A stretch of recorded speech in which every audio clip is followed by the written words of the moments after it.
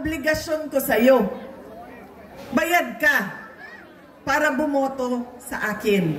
So bakit pa ako magbibigay ng tama at totoong serbisyo?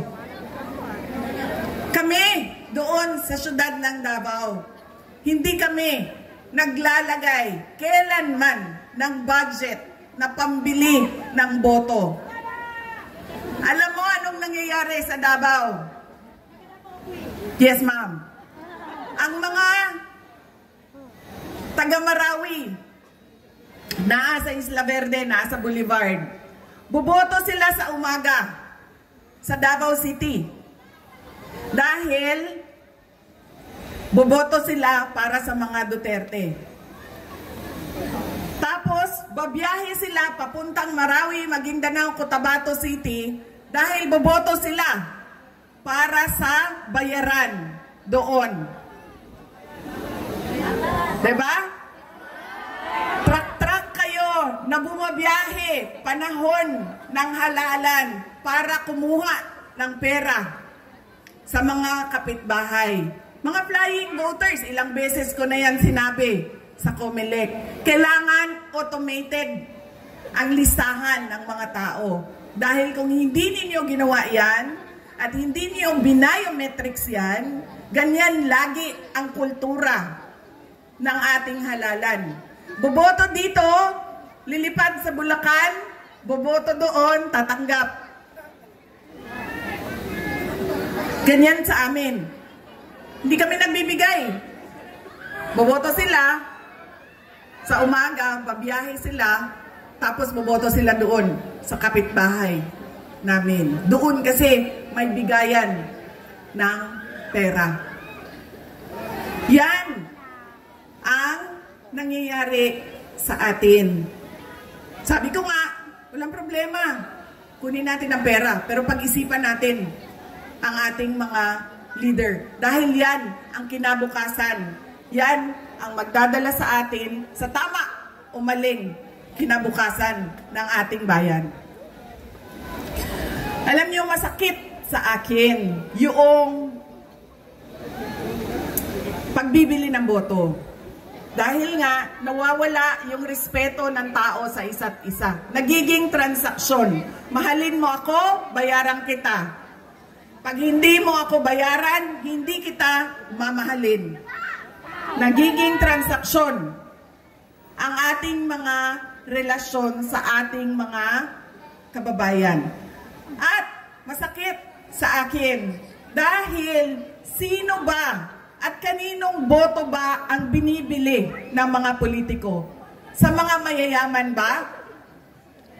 Sa mga mataas ba ang trabaho at natapos? Mga doktor, binibili ba ng 2,000 ang kanilang boto? Mga engineer na kumikita ng 1 milyon isang buwan, binibili ba ng 2,000 ang kanilang boto? Hindi. Ang binibili ang boto, yung mga tao na araw-araw naghihirap, nagtatrabaho, naghahanap buhay dahil ang 2,000 ay napakalaking bagay para sa pamilya nila. Yung mga taong naghihirap at walang-wala. Masakit yun. Dahil pinagsasamantalahan yung kahirapan ng mga tao. Dahil ba walang-wala ako, bibilhin mo na ang aking dignidad at prinsipyo. Yan ang ugali natin, mga Pilipino. Kung sino yung naaalala, bahala na. Hindi ko na tatanungin kung ibibigay mo ba pangako mo. Kung sino yung sikat. Kung sino yung malaking pamilyang politiko. At ibinibigay natin yung pagkatao natin sa taong magbabayad. Sa tamang presyo. Kaya kailangan, madami ang nagtatanong, ano bang magagawa namin? Ano bang matutulong namin, Inday Sara? Wala na kayong matulong sa akin. Tumulong na kayo. Ginawa niyo na akong pangalawang pangulo ng ating bayan. Oh, sa susunod yun, sir. Pero, sandali lang, sir. Nandito muna tayo.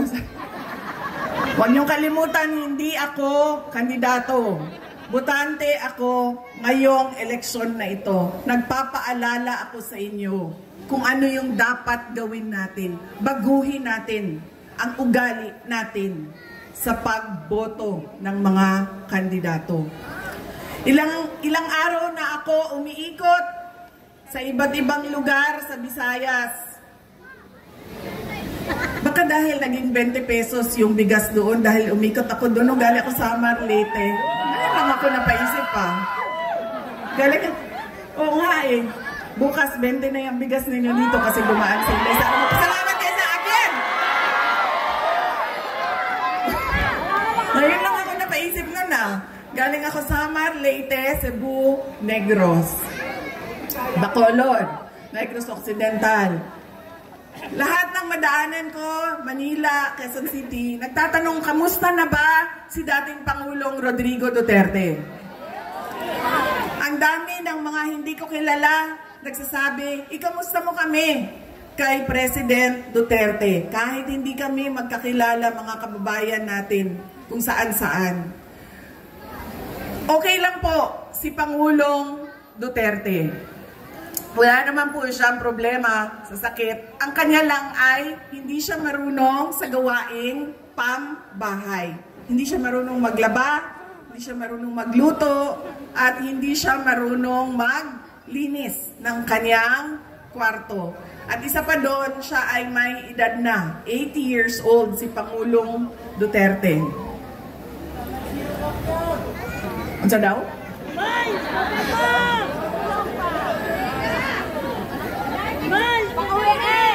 Sabi ko sa kanya, alam mo ang pinakamadali dyan? Itlog na lang, halu-haluin mo lang yan, dagdagan mo ng asin at paminta, tapos lutuin mo sa mantika, okay na yan. Sabi niya sa akin, hindi nga ako marunong magpakulo ng tubig. Magpaluto ka pa ng itlog. Yun lang naman ang kanyang challenges o nahihirapan siya doon sa loob. Noong may Coke Zero doon sa supply kasi may vendo siya. May vendo sila. No, kanina tumawag siya sa akin. Ganun pa rin, kinakamusta ko siya. Kamusta ba? May nararamdaman ka ba? Masakit ang ulo mo, masakit ang tuhod mo. Sabi niya, hindi. Masakit lang ang aking puso. Sabi ko, sabihin mo sa doktor. Sabi niya, bakit masakit ang puso mo? Sabi niya, ay, nawala na kasi ang mga girlfriend ko.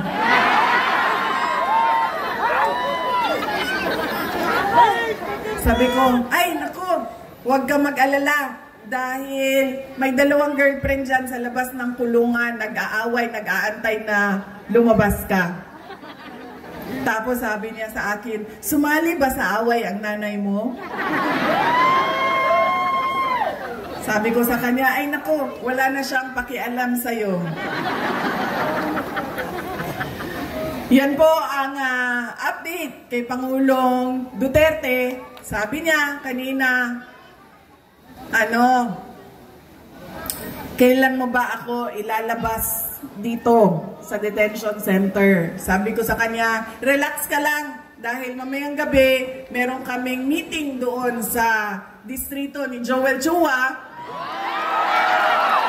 Ay, sorry. Distrito ni Apple Nieto.